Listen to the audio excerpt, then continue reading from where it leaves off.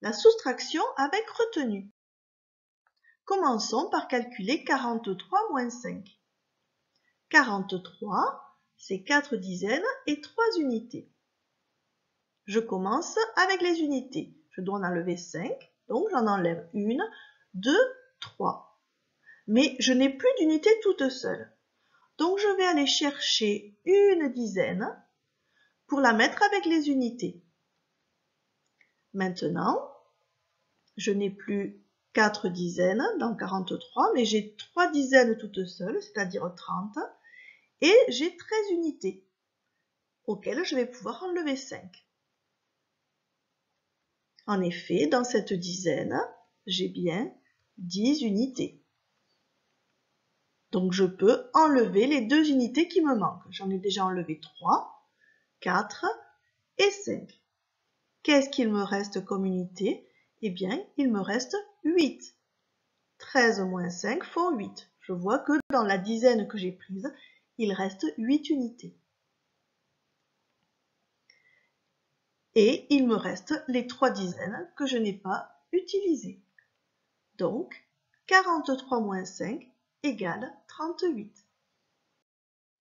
On fait le même calcul posé.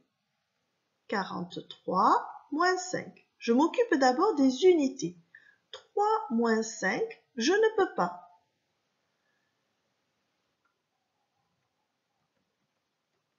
Donc, je prends une dizaine pour avoir 13 unités.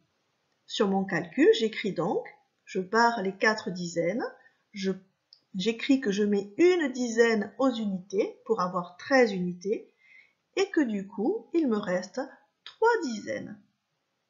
Je peux calculer maintenant mes unités. 13 moins 5 égale 8. Je peux faire aussi, dans mon calcul de tête, de 5 pour aller à 13, de 5 pour aller à 10, il manque 5, et de 10 à 13, encore 3. Donc, je trouve bien 8. Maintenant, je m'occupe des dizaines. 3 dizaines moins rien, 3 dizaines. Je retrouve mon résultat égal 38. Nouvel exemple. 82 moins 7. 82, c'est 8 dizaines et 2 unités. Je veux enlever 7, mais je vois que je n'ai que 2 unités, toutes seules, donc je ne peux en enlever que 2. Comme tout à l'heure, je vais prendre une dizaine pour la mettre avec les unités. J'ai donc maintenant 12 unités. Je peux enlever les unités dont j'avais encore besoin. J'en ai enlevé 2, je peux en enlever 7. Donc 2, 3, 4, 5, 6 et 7. J'ai enlevé mes 7 unités.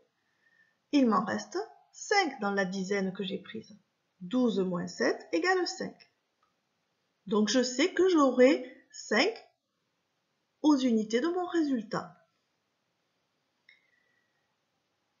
Il me reste donc 7 dizaines que je n'ai pas utilisées. Donc en fait, j'ai calculé 70 et ensuite j'ai enlevé 7 aux 12 unités. Résultat, 75. Il me reste 75. Regardons ce même calcul posé en colonne. 82 moins 7. Je m'occupe d'abord des unités. 2 moins 7, je ne peux pas. Donc je vais prendre une dizaine que je vais mettre aux unités pour avoir 12 unités. Donc il ne me reste plus que 7 dizaines entières. 12 moins 7, je peux le calculer. De 7 pour aller à 12, de 7 pour aller à 10, il manque 3, et de 10 à 12, 2. Donc je trouve 5. Maintenant, je m'occupe des dizaines. 7 dizaines moins rien font 7. Résultat, 75. Un autre exemple. 246 moins 28. 246, c'est 2 centaines, 4 dizaines, 6 unités. Je pose mon calcul en colonne en faisant attention de bien aligner les chiffres des unités, des dizaines, et des centaines. Je commence par m'occuper des unités. 6 moins 8. 1, 2, 3, 4, 5, 6. Je ne peux pas continuer à enlever les unités. Donc, je prends une dizaine pour la mettre avec les unités. J'ai maintenant 16 unités. J'écris sur ma soustraction en colonne que j'ai pris donc une dizaine pour la mettre aux unités. Donc, il ne me reste plus 4 dizaines, mais il m'en reste 3 de dizaines toutes seules entières. Je peux terminer d'enlever mes unités maintenant. J'en avais enlevé 6, 7 et 8. Il me reste 8 unités. 16 unités moins 8 unités égale 8. Je m'occupe maintenant des dizaines. 3 dizaines moins 2 dizaines. 1 et 2. J'ai enlevé 2 dizaines.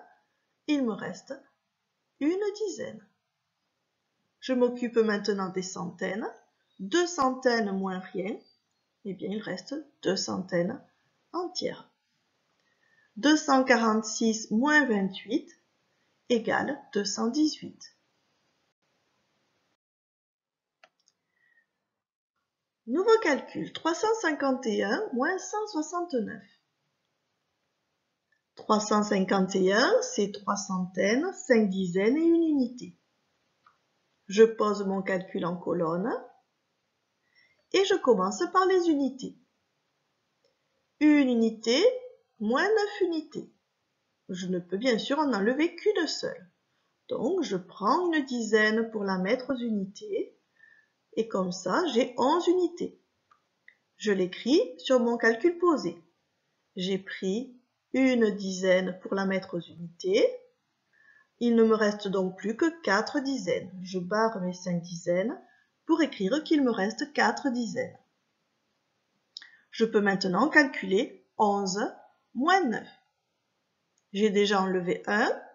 J'enlève, je continue à enlever mes unités. 2, 3, 4, 5, 6, 7, 8 et 9.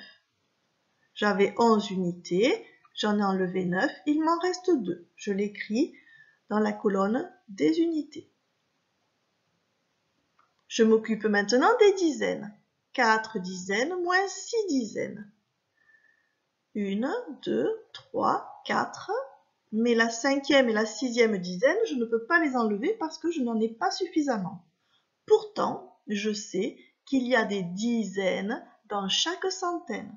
Dans chaque centaine, il y a 10 dizaines. Donc, je vais prendre cette fois une centaine pour la mettre avec les dizaines, parce que dans une centaine, je sais qu'il y a 10 dizaines. Donc, je n'ai plus 4 dizaines, mais j'ai maintenant 14 dizaines.